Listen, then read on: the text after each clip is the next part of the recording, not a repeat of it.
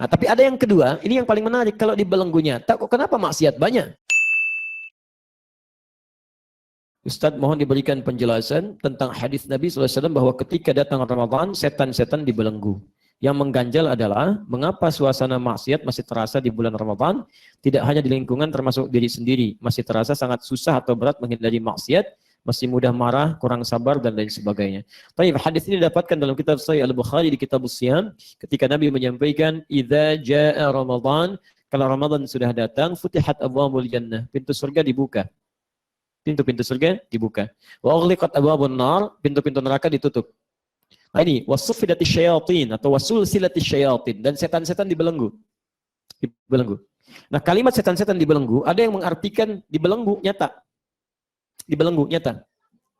Nah, tapi ada yang kedua, ini yang paling menarik, kalau dibelenggu nyata, kok kenapa maksiat banyak? Ya kan? Sedangkan pengarah maksiat itu salah satunya setan yang mengaktifkan nafsu. Kalau nafsu nggak diaktifkan oleh setan, nggak akan muncul sinyal jeleknya. Sinyal jeleknya nggak akan muncul. Harus ada respon dulu tuh. Ada aksi baru ada reaksi.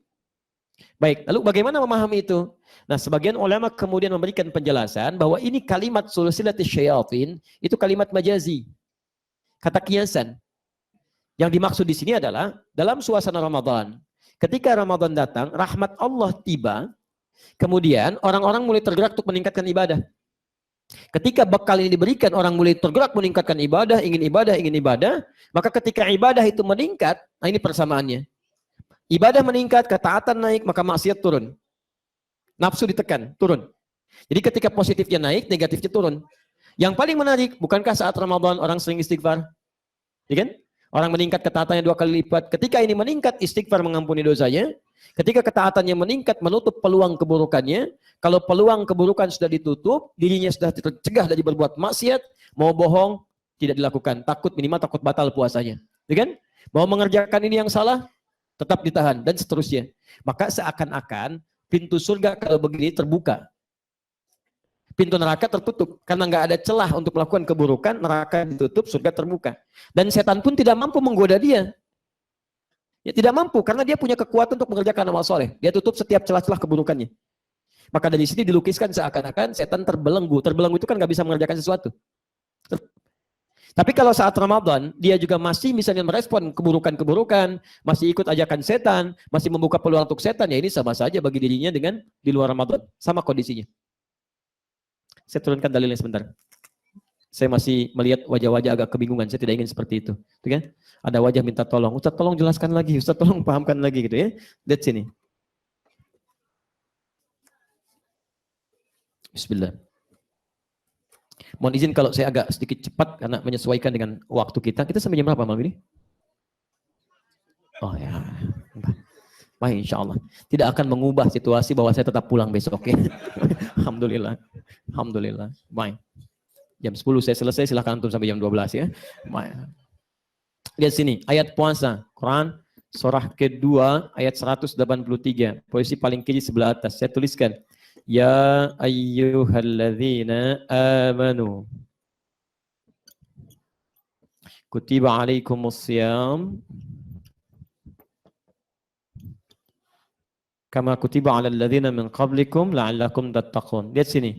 Ini disebutkan 360 kali dalam Al-Qur'an. Yang ini disebutkan 150 kali, yang ini 1080 kali dalam Al-Qur'an.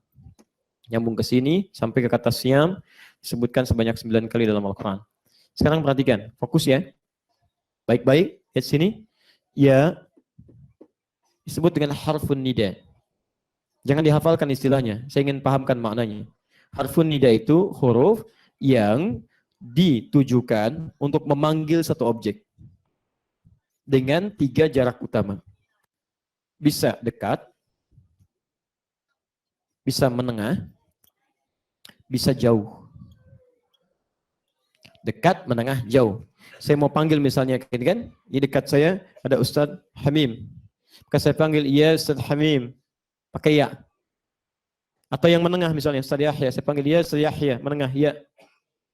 Atau yang jauh, saya panggil misalnya ke belakang. Bisa. Di belakang ada ke sebelah sana misalnya, ada Pak Novian. Saya panggil, ya Sid Novian. Jauh, ya. Boleh dalam bahasa Arab. Mau panggil yang dekat, yang menengah atau jauh. Termasuk untuk minta tolong, boleh pakai ya. Ya, antum misalnya sedang umrah, atau sedang haji ada kesulitan gitu kan, antum panggil boleh gunakan huruf ini. Ya, kalau ingin cari nama, bingung, panggil aja. Di Arab itu Anda bisa panggil dengan nama sifat. Misal Muhammad, Ahmad, Mahmud, Hamuda, Hamid, boleh panggil dengan itu. Begitu antum kesulitan, panggil, ya Muhammad, semua nengok tuh. Ya, yang dekat, yang jauh, yang menengah. Ya, itu nama umum. Orang Arab tuh kalau belum kenal, panggilnya itu. Ya Muhammad, ya Hamid, ya Ahmad. Ya, antum panggil, nengok semua. Nah, yang paling menarik, lihat sini. Huruf ya ini, sebetulnya kata panggil di bahasa Arab ada 14. Bisa pakai A, bisa pakai ayah, bisa pakai wa, ya bisa pakai ya, dan seterusnya. Yang paling menarik, lihat sini. Dipanggil menggunakan ya, kemudian panggilan ini dilekatkan pada kalimat alladzina yang ditujukan kepada ahli iman. Kalimat alladzina, isim mausul, tidak disebutkan dalam bahasa Arab, kecuali menunjuk pada satu kalangan yang sifatnya umum luas. Mencakup seluruhnya tanpa kecuali. Komunitas yang sangat luas semuanya tanpa kecuali. Jadi Allah ingin panggil semua ahli iman, semua yang menyatakan sudah beriman. Kalau dikaitkan dengan ini, lihat kalimatnya. Hei orang-orang yang telah menyatakan dirinya beriman. Boleh jadi tidak semua pemilik iman ini sama. Ada yang imannya kuat sehingga dekat dengan Allah. Ada yang imannya standar sehingga menengah dia. Contoh subuh dipanggil jam 6, yang kuat jam 5 sudah datang. Yang menengah begitu dipanggil dia datang, kan? Ada yang lemah, sudah qomat belum datang-datang juga, jauh dari Allah. Ini. Sekarang perhatikan, lihat sini ya. Ini yang mau saya sampaikan. Masya Allah, luar biasa. Allah tidak membedakan pemilik iman ini, mau yang sifatnya dia kuat imannya dekat dengan Allah, standar menengah, atau lemah imannya jauh dari Allah. Allah tidak bedakan, semuanya dipanggil dengan huruf yang sama. Seakan-akan Allah ingin katakan, hei orang beriman, saya tidak peduli kekuatan iman kalian. Mungkin ada yang dekat karena imannya kuat, ada yang menengah atau yang jauh. Saya wajibkan kalian tunaikan puasa, kalau benar Anda tunaikan, maka saya berikan bekal. Dengan puasa ini yang dekat semakin lekat. Yang iman menengah semakin meningkat. Yang iman lemah pun bahkan akan semakin dekat dengan Allah Subhanahu wa taala.